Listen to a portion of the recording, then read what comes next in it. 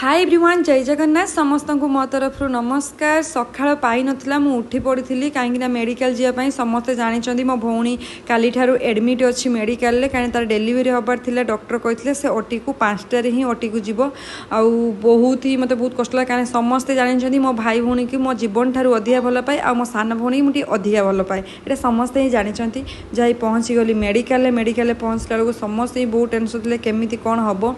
तापर तांकर नर्स आसी तांकर इंजेक्शन किसी दबार थिला पूर्वर आउ जे छुआ थरे इंजेक्शन नवा डरे ना सी पुणी ओटी को एत खुशी जाऊँगी किंतु बाहर आमे बहुत ही टेंशन रे बसलु आउ से टाइम रे डॉक्टर भी आसिक आमको कहले जे आउ आपणकर बेबी हो जाइछि आउ पुओ होइछि आउ माँ छुआ बहुत भलरे अच्छी मु बहुत खुशी जाई समस्त कॉल करी कहूली भाई माँ का घरे थिले से टाइम रे आसी पहुँची थे गुडीर माने सासु ससुर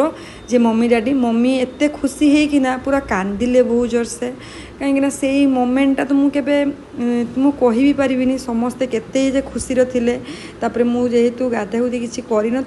मत रूम को आसपा बोला मु रूम रे आसी गाधेकी पूजा पूजा करी रेडी हो गली पुणी मेडिकल जावाक मेडिकल जावा बेलू जा देखला बेलू मेडिकल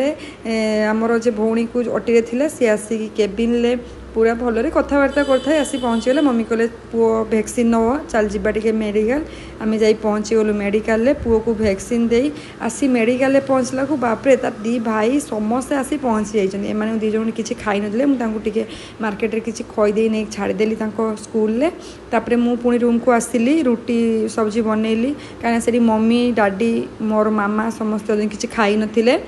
आमे गेलीर मोर बाहरी पड़ू हॉस्पिटल आउ हॉस्पिटल पहुँचला मो हजबैंड आसी पुओ को देखापी बापरे बाप सी कौन होती आम दीज ये बस मजामस्ती करूँ मु पुओ को धरी